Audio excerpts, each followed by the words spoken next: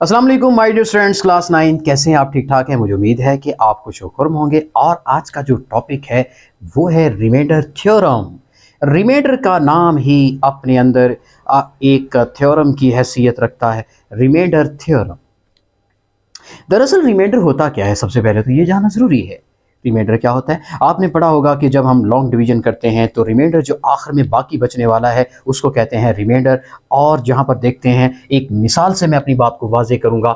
49 को आपने डिवाइड करना है 8 पे, तो ये जो 49 है, जो बड़ी वैल्यू है, इसे कहते हैं डिवाइडेंड। क्या कहते हैं? डिवाइडेंड। और जिस पे डिवाइड करना है उसे कहते हैं डिवाइजर।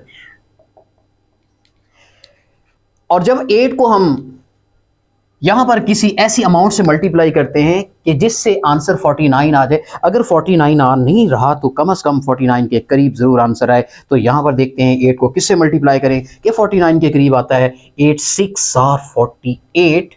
चूंकि 49 पूरा पूरा नहीं जाता 8 पे डिवाइड, तो हम यहां पर 48 लेंगे। 49 में से 48 को माइनस करेंगे तो ये जो 1 आ रहा है, दिस इज कॉल्ड रिमाइंडर। आप इसे कहेंगे रिमाइंडर। और जिस 6 से 8 मल्टीप्लाई होकर 48 बनाने में कामयाब हुआ है उसे हम कहेंगे कोशेंट। ठीक, तो नाजरीन उसे हम क्या कहेंगे? कोशेंट। तो आपने देखा कि जब हम डिवीजन करते हैं तो इस प्रोसेस के अंदर कुछ ऐसे एलिमेंट्स हैं जो कि हिस्सा लेते हैं, जिनमें पहला एलिमेंट क्या है आपका? डिवाइडेंड है, और फिर डिवाइजर है, और फिर कोशेंट है, और फिर रिमाइंडर है। तो ये कितने एलिमेंट्स हैं? ये 4 एलिमेंट्स हैं जिनके मिलने से डिवीजन का प्रोसेस होता है। तो चलते हैं यहाँ पर एक और यहाँ पर एक बहुत बड़ा जो एक लॉ है, ये जो एक असूल है जो शायद हम फरामोश कर चुके हैं, आज उसी असूल को दोबारा रिमाइंड करेंगे। वो असूल क्या है? यहाँ पर देखते हैं कि सबसे बढ़िया कौन है। 8 बड़ा है, 6 बड़ा है, 49 बड़ा है, या रिमाइंडर बड़ा है? इनमें सबसे बड़ा डिवाइडेंड है 49। वो इज इक्वल होगा किसके? डिवाइजर को करेंगे कोशेंट से मल्टीप्लाई, यानी 8 मल्टीप्लाई 6, और फिर उसमें रिमाइंडर को क्या करेंगे? ऐड। इससे क्या मिलेगा? 49 के इक्वल हो जाएगा। 8 6 आर 48, और उसमें 1 ऐड किया तो क्या बन गया? 49। तो ये असूल बन गया। आप कोई भी एग्जांपल यहां चेंज कर सकते हैं। हमेशा ये बात याद रखिएगा क्या कि जो डिवाइडेंड होता है, यहां पर मैं लिख देता हूं कि जो डिवाइडेंड होता है वो इज इक्वल होता है किसके? Divisor multiply quotient plus remainder.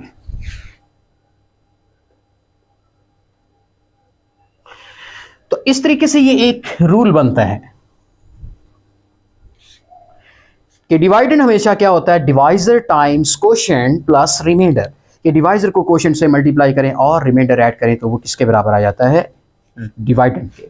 तो चलते हैं यहां पर हम इसी एग्जांपल को जहन में रखते हुए अपना रिमाइंडर थ्योरम को समझने की कोशिश करते हैं। रिमाइंडर थ्योरम की स्टेटमेंट आपके सामने यहां पर मैं डिस्प्ले कर चुका हूं। यहां पर लिखता है, if a polynomial p of x is divided by a linear divisor x minus a, then the remainder is। मतलब उसका बात करने का ये है कि यहां हम लॉन्ग डिवीजन मेथड का प्रोसीजर नहीं करेंगे, जो कि हमारा रिवायती एक तरीकाकार है जो कि हम पिछले बचपन से पढ़ते चले आ रहे हैं। लेकिन आज के क्वेश्चन में हम इस लॉन्ग डिवीजन का यूज़ नहीं करेंगे। हाँ, लॉन्ग डिवीजन में इस्तेमाल होने वाला ये जो रूल है इसको हम ज़रूर यूज़ करेंगे। इसी रूल के तहत हम रिमाइंडर को फाइंड करते हुए अपना रिमाइंडर थ्योरम साबित करने में कामयाब होने वाले हैं। यहाँ पर देखते क्या हैं हम। कहता है जो रिमाइंडर है वो क्या होगा? आपने जस्ट क्या करना है, ये x माइनस ए, यानी x में से जो डिजिट या जो कांस्टेंट माइनस हो रहा है, x में से देखें a माइनस हो रहा है, वो यहाँ पर p के अंदर पुट हो चुका है। और पॉलिनोमियल p एक पॉलिनोमियल होता है। ये पॉलिनोमियल किसी शक्ल में भी हो सकता है, मतलब p ऑफ x। पॉलिनोमियल का मतलब ये x square minus 3x plus 4 भी हो सकता है। ये p ऑफ x जो है x की power 3 minus 3x square plus 4x minus 5 भी हो सकता है। पॉलिनोमियल मीन कि ये p ऑफ x ऐसी वैल्यू हो सकती है जिसमें टर्म्स आ सकती हैं, कांस्टेंट आ सकते हैं, वेरिएबल आ सकते हैं, उसे हम p ऑफ x कहते हैं। यहां पर p ब्रैकेट में x इसलिए लगा है कि ये पॉलिनोमियल के अंदर जो वेरिएबल इस्तेमाल हो रहा है वो x यूज हो रहा है। अगर यहां मैं p ऑफ y लिख दूं तो फिर जहां जहां x आएगा वहां वहां y आ जाएगा। तो पॉलिनोमियल का इस p ऑफ x का मतलब यही है कि जो पॉलिनोमियल है उसके अंदर जो मौजूद वेरिएबल है वो x है। इसी तरह q ऑफ x, हमने इसका नाम p ऑफ x लिया है। p ऑफ x एक जनरल फॉर्म है कि यहां पॉलिनोमियल कुछ भी हो सकता है, ये वाली वैल्यू हो सकती है, ये वाली वैल्यू हो सकती है, इससे हट के कोई और वैल्यू भी हो सकती है, उसे आप p ऑफ x कह लेते हैं। उसके बाद ये आपका x माइनस ए है, ये आपका डिवाइजर है जो यहां पे होता है। और रिमाइंडर आपने साबित करना है कि रिमाइंडर कहता है p ऑफ ए है, मतलब p ऑफ ए का मतलब, यानी अगर मुझे मैं इसकी मिसाल बाद में दूंगा, लेकिन मैं अभी सबसे पहले इस थ्योरम को साबित करने की कोशिश करता हूं और एग्जांपल इसकी बाद में करेंगे। तो यहां मैं इसको करता हूं रेस। यहां प्रूफ की तरफ आते हैं। प्रूफ में देखें, यहां पर लिखते हैं हम let QX be the quotient. ठीक है, QX be the quotient. QX कहां होता है? यहां पे होता है। और उसके बाद हमने पढ़ना है, यहां पर लिखेंगे X, यहां पर लिखेंगे R इज रिमाइंडर। हमने रिमाइंडर को R का नाम दिया है। R is remainder when P of X is divided by X minus A. R वो रिमाइंडर है जब P ऑफ X को डिवाइड कर दिया गया किससे? X माइनस ए से। मिसाल के तौर पे यहां पर मैं इसको रेस करके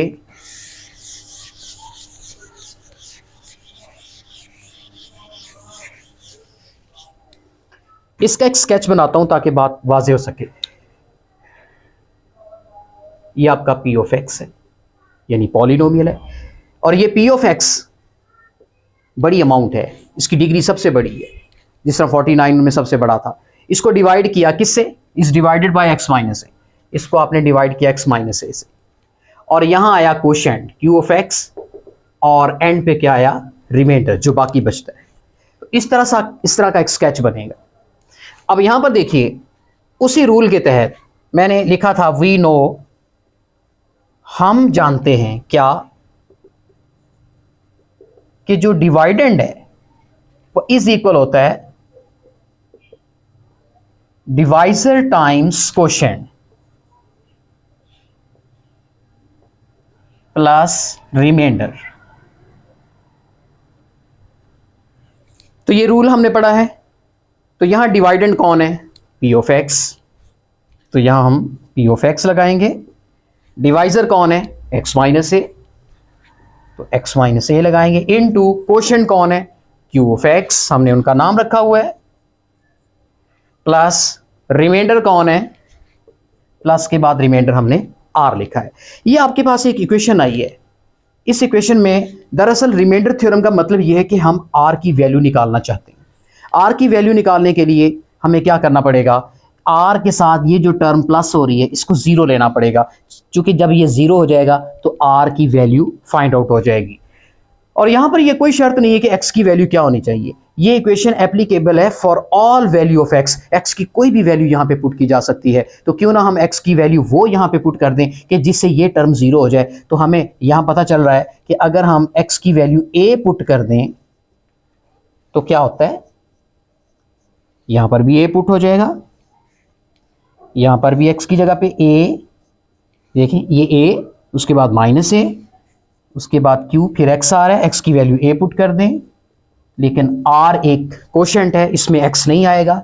सॉरी, R एक रिमाइंडर है, रिमाइंडर हमेशा कांस्टेंट होता है, ये बात याद रखिएगा। इसमें X नहीं आता, लिहाजा यहाँ X की वैल्यू पुट नहीं होगी। X की वैल्यू A वहां पुट होगी जहां जहां X आएगा। देखें, X यहाँ पे आया, उसकी जगह पे A आया, X यहाँ पे आया, उसकी जगह पे A आया, X यहाँ पे आया, उसकी जगह पे A आया। अब रिमाइंडर में X है नहीं, R तो कांस्टेंट है, कांस्टेंट तो चेंज ही नहीं होता, वो एज इट इज आ जाएगा। उसके बाद चलते हैं P ऑफ A। अब जब A में से A लेंगे तो ये जीरो बन जाएगा, 0 into Q of X plus R, ये सारी टर्म जीरो हो जाएगी, क्योंकि 0 QX से मल्टीप्लाई हो रहा है। तो यहां पे क्या आ जाएगा, P of A is equal to R। ये देखिए यही हमने साबित करना है, R is equal to P of A। हमारा आंसर आ चुका है, रिमाइंडर की वैल्यू आ चुकी है कितनी, P ऑफ A। तो यहां पर बात काबिल गौर है, यहां पर बात समझनी है कि आपको अब लंबी डिवीजन करने की जरूरत कतई नहीं पड़ेगी। मैं एक एग्जांपल लेता हूं, उससे बात मैं आपको वाजे कर सकूंगा। अब ये जो स्केच सा बना है इसको हम करते हैं रेस। यहां पर देखते हैं x² -9 और x -3। मेरा आपसे क्वेश्चन है फाइंड रिमाइंडर, मेरा ये एक क्वेश्चन है, find R when x² -9 is divided by x -3। ये मेरा आपसे क्वेश्चन है। तो क्या करेंगे, मैं कहता हूं रिमाइंडर फाइंड करें जब x² -9 डिवाइड हो जाए किस पे, x -3 पे। एक तरीका तो ये है कि मैं आप इसको डिवाइड कर दूं लॉन्ग डिवीजन मेथड, और आखिर में जो रिमाइंडर आएगा वो आपका आंसर आ जाएगा। लेकिन एक तरीका रिमाइंडर थ्योरम का है। रिमाइंडर थ्योरम का यहां क्या तरीका है, कैसे निकाला जाए। एक तरीका तो यह है कि मैं डिवाइड कर दूं, दूसरा तरीका रिमाइंडर का यह कि P ऑफ A, यहां P ऑफ X कौन है, यहां पर हम P ऑफ X किसे कहेंगे, जो डिवाइडेंड है। चूंकि मैंने यहां क्या कहा है, Px इज डिवाइडेड, डिवाइडेड जो हो रहा होता है उसी को डिविडेंड कहते हैं। तो क्या है वो, x² -9, और डिवाइजर कौन है, x -A, यहां कौन है, x -3। जस्ट आपने कोई प्रोसीजर नहीं करना, आपने रिमाइंडर फाइंड करने के लिए जो पॉलिनोमियल है उसमें a रखना है। और a कौन है, a वो है जो डिवाइजर में x में से माइनस हो रहा है, और यहां पर a कौन आएगा, यहां डिवाइजर कौन है, x -3, तो x में से जो माइनस हो रहा है वो a है। तो इसका मतलब यहां पर a तो हमारा 3 है। फिर इसका मतलब मैं फिर x की जगह पर जब 3 पुट कर दूंगा तो जो आंसर p का आएगा वो रिमाइंडर होगा। अब डिवाइजर में x कौन हो, x में से क्या माइनस हो रहा है, 3, तो इसका मतलब यहां पर मुझे x की जगह पे 3 वैल्यू पुट करनी होगी। अब जो p की वैल्यू आएगी, जो p का आंसर यहां पे आएगा, दैट इज रिमाइंडर। क्योंकि मैंने यहां कहा है कि जो p की वैल्यू a में आएगी, x में नहीं, x वेरिएबल में नहीं, बल्कि a के अंदर जो p की वैल्यू आएगी वो r होगा। तो यहां पर r निकालने का यही तरीका है कि x में से जो कांस्टेंट माइनस हो रहा है वो कांस्टेंट आप p में पुट कर दें। p कौन है, p है x² -9।